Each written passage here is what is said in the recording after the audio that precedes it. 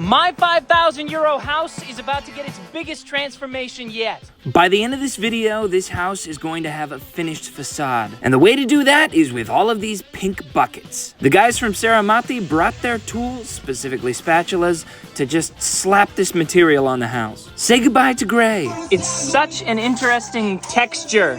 And hello to white. Now this may look like a simple process, and this isn't a very big house, but it's going to take all 8 of these guys pretty much the entire day. Now technically this stuff is called Cetacetes Silicone Elastomer Render, but the best way I can describe it is like thick paint with small rocks in it. Can I try? Yeah. It's UV resistant, weather resistant, dirt resistant, and impact resistant. Messy work!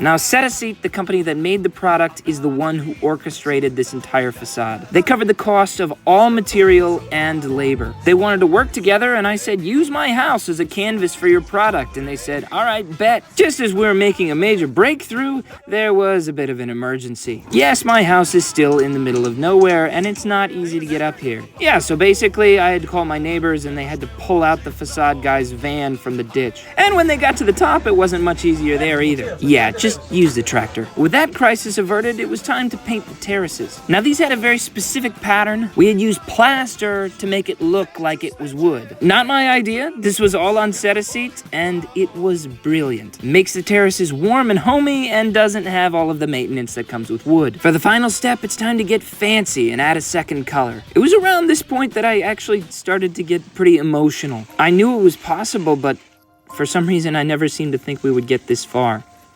Let's see what's behind that scaffolding.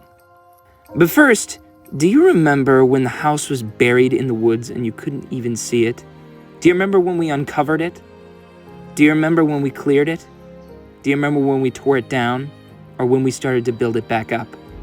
The house isn't finished. It still doesn't have running water. It only has one working outlet and really one half-finished room.